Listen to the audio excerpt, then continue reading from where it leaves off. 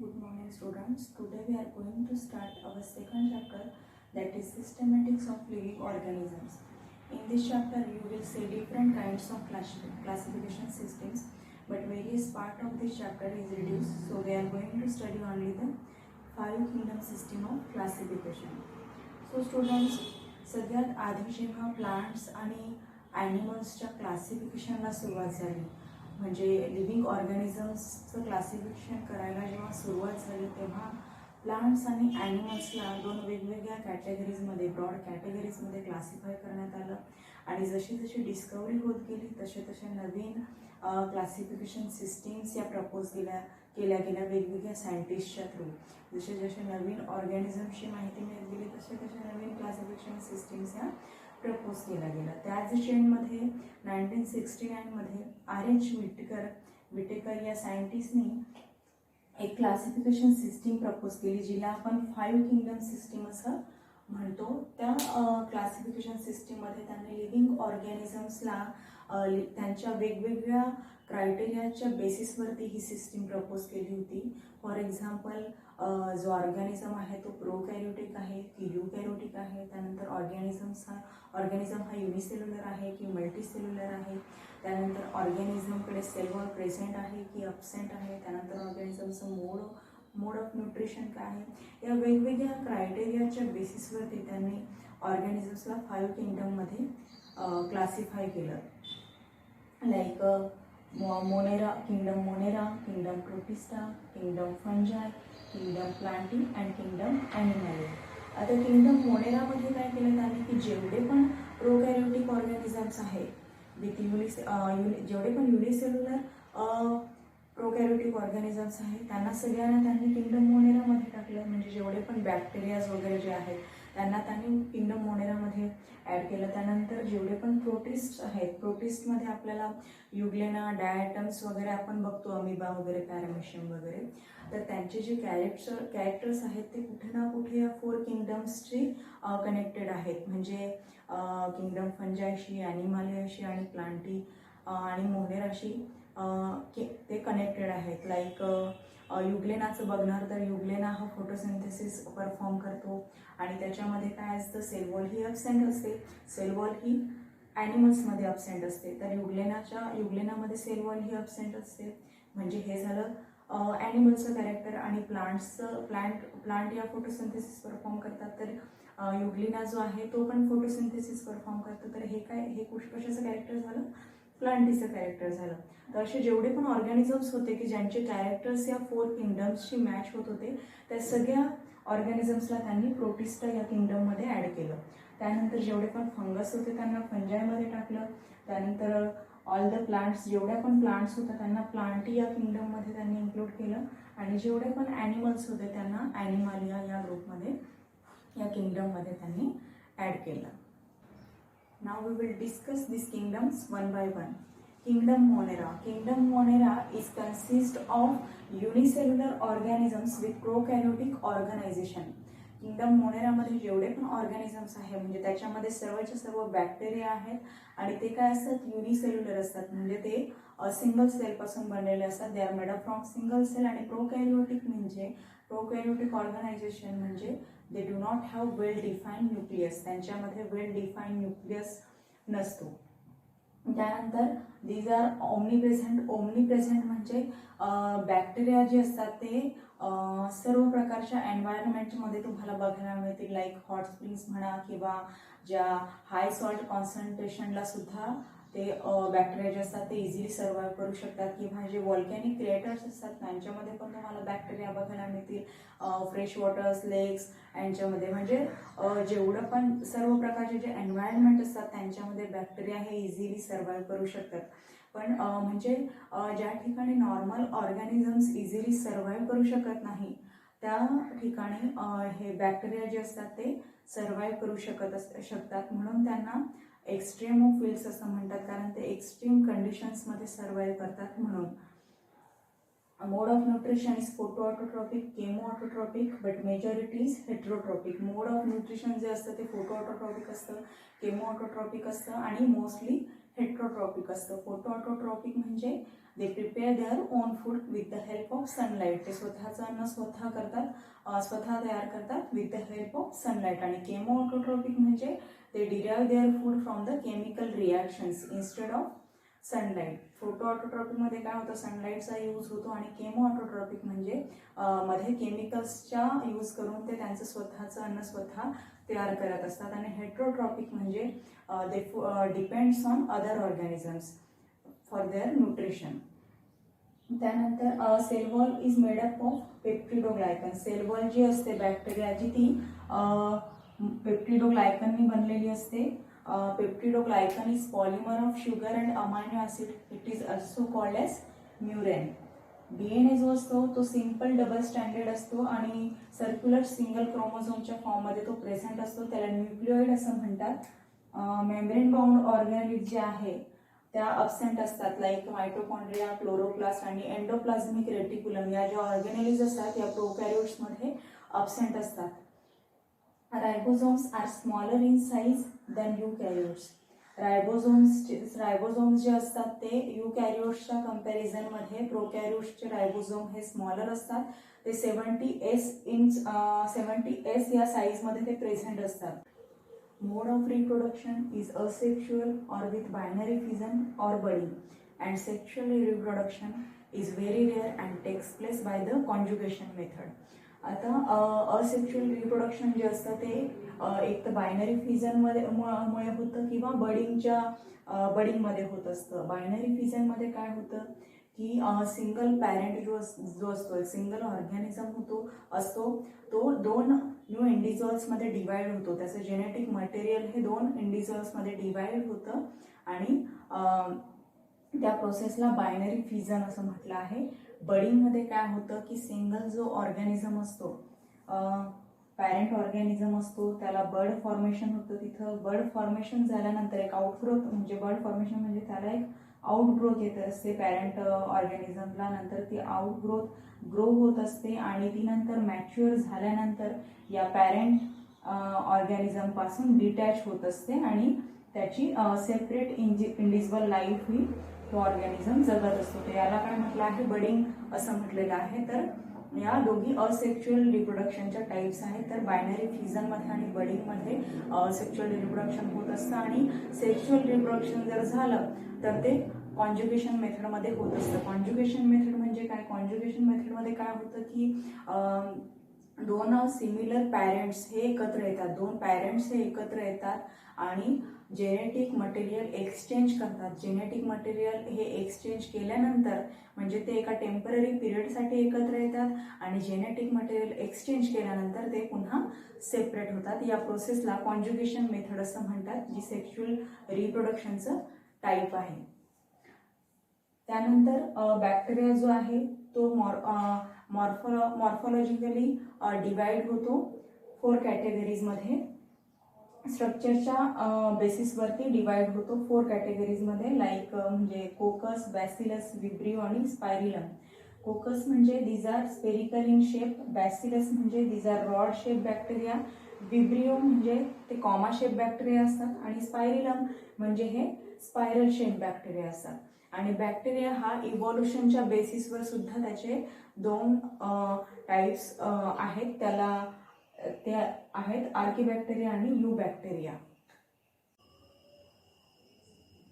Now we will see about the archaebacteria and eubacteria. Archaebacteria are the most primitive type of bacteria. आर्किबॅक्टेरियाला most primitive type किंवा oldest bacteria असं का म्हटलं जातं, कारण other बॅक्टेरियाच्या कंपॅरिझनमध्ये आर्किबॅक्टेरियाची काही युनिक फीचर्स आहेत. त्यांचे कॅरेक्टर्स हे अदर बॅक्टेरियाजपेक्षा वेगळे असल्यामुळे त्यांना प्रिमिटिव्ह टाईप ऑफ बॅक्टेरिया असं म्हटलं जातं किंवा त्यांना अर्लिएस्ट फॉर्म ऑफ प्रोकॅरियोट्स असं सुद्धा म्हटलं जातं. They can be obligate anaerobes or facultative anaerobes. त्यांना ऑब्लिगेट अनॅरोब्स किंवा फॅकल्टेटिव्ह अनॅरोब्स का म्हटलं जातं. ऑब्लिगेट अनॅरोब्स म्हणजे ॲरोबिक कंडिशन्समध्ये ते सर्वाईव्ह करू शकत नाही, ऑक्सिजनच्या अब्सेन्समध्ये ते सर्वाईव्ह करतात आणि जर तिथं ऑक्सिजन प्रेझेंट असेल तर ते जिवंत राहू शकत नाही. They will be die on that environment. Facultative anaerobes म्हणजे काय की जे ऑक्सिजनच्या प्रेझेन्समध्ये पण सर्वाईव्ह करू शकतात आणि ऑक्सिजनच्या ऑब्सेन्समध्ये पण सर्वाईव्ह करू शकतात. त्यांना फॅकल्टेटिव्ह anaerobes असं म्हटलं आहे. Peptidoglycan is absent in cell wall. The cell wall is composed of pseudoglycan which prevent effect of lysozyme. पेप्टिडोग्लायकन जी असते, आपण मोनेराजमध्ये काय बघितलं की जे बॅक्टेरिया असते त्यांची मोस्टली सेल वॉल ही कशाने बनलेली असते, पेप्टिडोग्लायकनने बनलेली असते. पेप्टिडोग्लायकन काय आहे, it is the main component of bacterial cell wall. Cell वॉलचं मेन कंपोनंट असतं पेप्टिडोग्लायकन, जे सेलला प्रोटेक्ट करत असतं. कारण बॅक्टेरिया जे असतात ते युनिसेल्युलर असतात आणि त्यांच्या सेलला स्ट्रेंथ देण्याचं किंवा एनर्जी प्रोव्हाइड करण्याचं काम पेप्टिडोग्लायकन हे करत असतं. हार्मफुल कंडिशन्समध्ये ते सेलला प्रोटेक्ट करत असतं. आणि पेप्टिडोग्लायकन जे असतं ते मोस्ट बॅक्टेरियाजमध्ये प्रेझेंट असतं, परंतु आर्के बॅक्टेरियाजमध्ये पेप्टिडोग्लायकन हे अब्सेंट असतं आणि आर्के बॅक्टेरियाजमध्ये सुडोपेप्टिडोग्लायकन हे प्रेझेंट असतं. सुडोपेप्टिडोग्लायकन जे आहे त्याचं फंक्शन पेप्टिडोग्लायकनशी म्हणजे त्या पेप्टिडोग्लायकनचं आणि सुडोपेप्टिडोग्लायकनचं फंक्शन हे सिमिलर आहे, पण त्यांचं जे केमिकल स्ट्रक्चर आहे ते डिफरंट असतं दोघांचं. आणि आता इथे काय म्हटलं आहे की pseudopeptidoglycan which prevents effect of lysozyme. लायझोझाईमचा इफेक्ट प्रिव्हेंट करण्याचं काम सुडोपेप्टिडोग्लायकन हे करत असतं.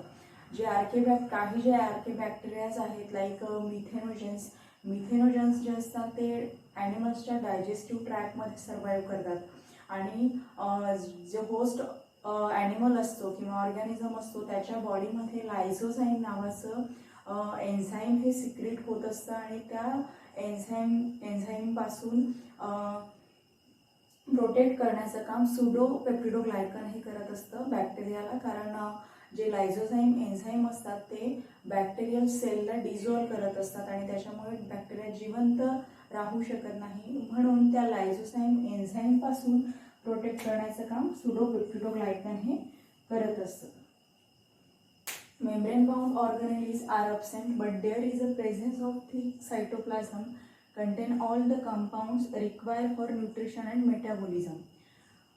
जे मेम्ब्रेन बाउंड ऑर्गनेलीज आहेत like mitochondria, chloroplast, endoplasmic reticulum हे आर्के बॅक्टेरियामध्ये अब्सेंट असतात, पण त्यांचं जे सायटोप्लाझम असतं ते थिक असतं आणि जे न्यूट्रिशन आणि मेटाबॉलिझमसाठी जे कंपोनंट रिक्वायर्ड असतात ते त्याच्यामध्ये प्रेझेंट असतात. These are found in extreme environmental conditions hence called as एक्स्ट्रेमोफाइल्स.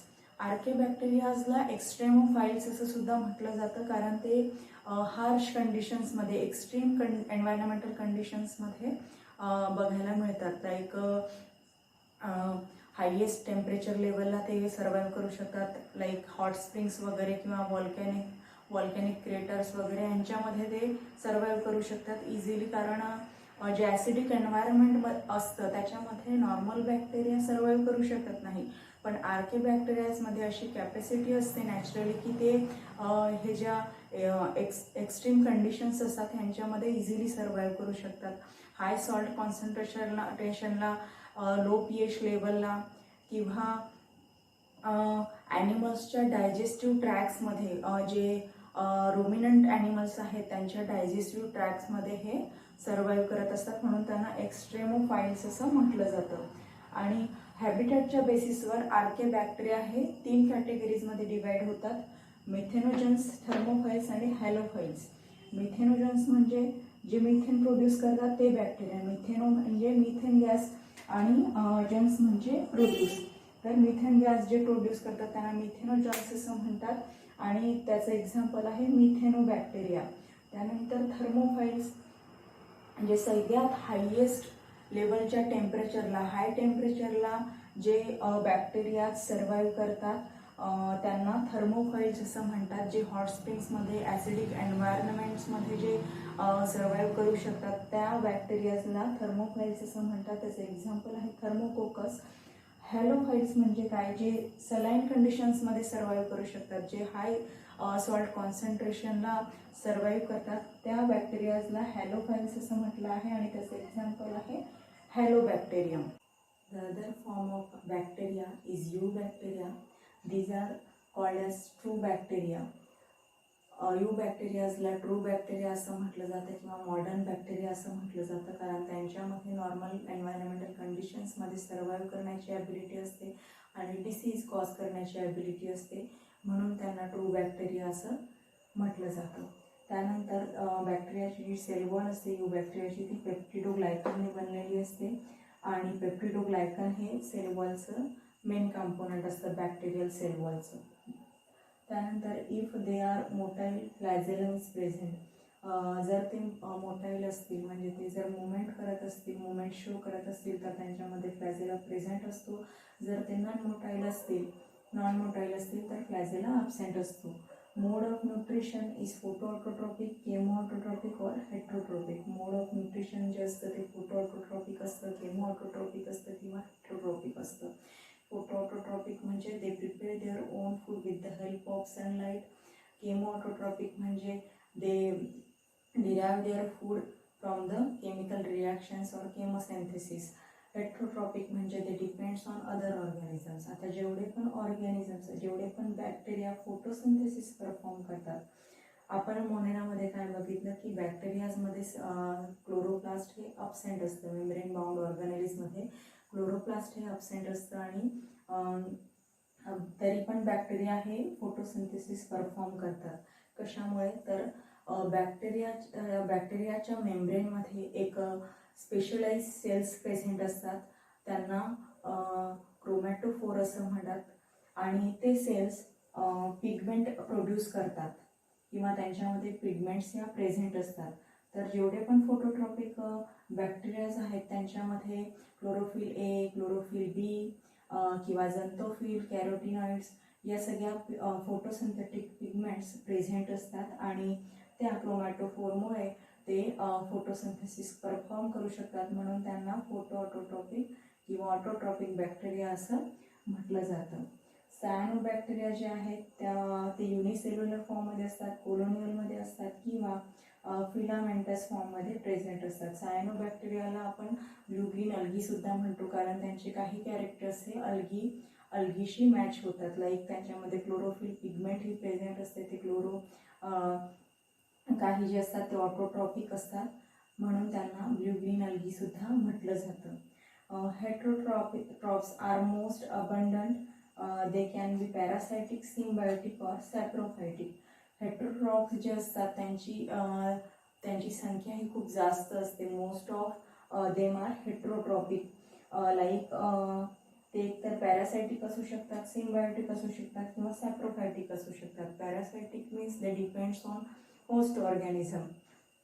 नंतर सिम्बायोटिक म्हणजे दोन ऑर्गॅनिझम्स एकत्र सर्वाईव्ह करतात फॉर देअर म्युच्युअल बेनिफिट्स, म्हणजे एकमेकांच्या फायद्यासाठी ते एकत्र राहत असतात दोन different organisms. Like rhizobium bacteria जो आहे तो लेग्युमिनस प्लांट्सच्या रूटमध्ये सर्वाईव्ह करतो. लेग्युमिनस प्लांट्समधून त्याला काय मिळत असतं, न्यूट्रिशन मिळत असतं आणि लेग्युमिनस प्लांटला या बॅक्टेरियापासून नायट्रोजन हे मिळत असतं, म्हणून त्यांना सिम्बायोटिक बॅक्टेरिया असं म्हटलं जातं. त्यानंतर सॅप्रोफायटिक जे डेड आणि डिकेइंग मॅटरवरती डिपेंड असतात किंवा तिथून ते त्यांचं फूड हे मिळवत असतात, त्यांना सॅप्रोफायटिक ऑर्गॅनिझम्स असं म्हणतात किंवा बॅक्टेरिया असं म्हणतात. काही जे बॅक्टेरियाज आहेत ते डिसीज कॉझिंग बॅक्टेरियाज असतात, पॅथोजेनिक बॅक्टेरियाज असतात. त्यांना पॅथोजेनिक बॅक्टेरियाज असतात लाईक सॅल्मोनेला टायफी जो असतो त्याच्यापासून आपल्याला टायफॉईड हा डिसीज होतो. त्यानंतर विब्रिओ कॉलेरीपासून कॉलेरा हा डिसीज होतो आणि ट्युबरक्युलोसिस लाईक असे वेगवेगळे डिसीजेस प्लांट्समध्ये, ॲनिमल्समध्ये आपल्याला बॅक्टेरियाजपासून डिसीजेस हे होत असतात. त्यानंतर काही जे बॅक्टेरियाज असतात ते नॉन पॅथोजेनिक असतात, म्हणजे ते युजफुल असतात. Like लॅक्टोबॅसिलाई, Streptococcus. लॅक्टोबॅसिलाई जो असतो त्याला आपण दही आंबवण्यासाठी किंवा चीज मेकिंगसाठी त्याचा यूज करत असतो. त्यानंतर स्ट्रेप्टोकोकस जो आहे त्याच्यापासून स्ट्रेप्टोमायसिन नावाचं अँटीबायोटिक बनवलं जातं आणि काही जे बॅक्टेरिया आहे ते नायट्रोजन फिक्सेशन करत असतात.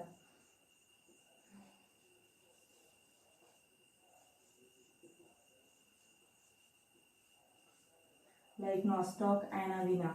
तर जे नायट्रोजन फिक्सिंग बॅक्टेरियाज आहेत त्यांच्या फिलामेंट्समध्ये स्पेशलाइज सेल्स प्रेझेंट असतात, त्यांना हेट्रोसिस्ट असं म्हणतात. आणि ते सेल्स नायट्रोजन फिक्सेशनसाठी रिस्पॉन्सिबल असतात. आणि त्या फिलामेंट्सला एक कव्हरिंग असतं, म्युसिलाजिनक शीथ असतं, जे लाईक शीथ असतं, ते त्या फिलामेंट्सला प्रोटेक्ट करत असतं. The third category of prokaryotes is mycoplasma. These are the smallest living forms on earth. They are considered as smaller living forms. Discovered by Noccord and Rocks. मायकोप्लाझ्माला 2 सायंटिस्टने discovered केलं, Nocard आणि Roxx. कुठून? कॅटल्सच्या plural फ्लुइड्समधून त्यांना discovered करण्यात आलं. Plural fluids, pleura काय आहे की जे लंग्सचं कव्हरिंग असतं त्याला प्लुरा असं म्हटलं आहे. आणि मायकोप्लाझ्मापासून जो निमोनिया होतो तो ॲनिमल्सच्या लंग्सला इन्फेक्ट करत असतो आणि त्या इन्फेक्शनमधून त्याला डिस्कवर्ड करण्यात आलं कॅटल्सच्या, म्हणून त्याला प्युरोनिमोनिया लाईक ऑर्गॅनिझम असं सुद्धा म्हटलं आहे. नॉर्मली निमोनिया कशापासून होतो? स्ट्रेप्टोकोकसपासून होतो. आणि जो मायकोप्लाझ्मापासून जो निमोनिया होतो त्याला निमोनिया लाईक ऑर्गॅनिझम असं म्हटलं आहे.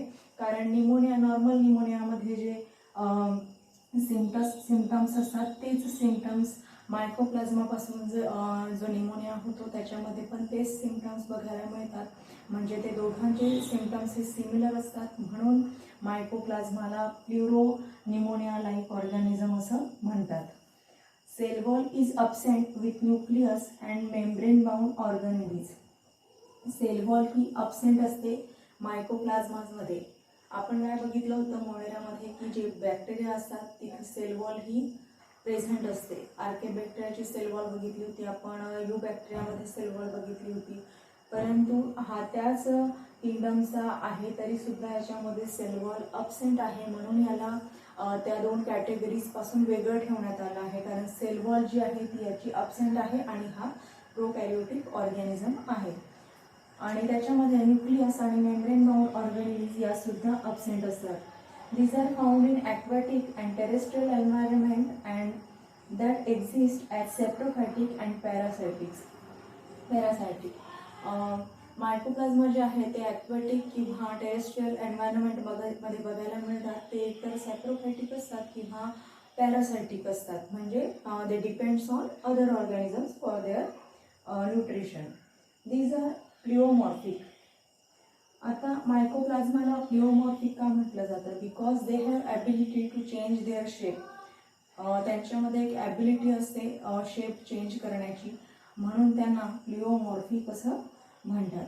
मायकोप्लाझ्मा generally grows slowly than bacteria. मायकोप्लाझ्माची जी ग्रोथ असते ती अदर बॅक्टेरियाजपेक्षा हळूहळू होत असते, स्लोली होत असते.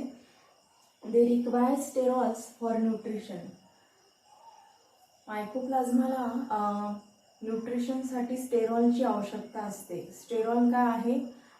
Sterol is a steroid alcohol which occurs naturally in plants and animals.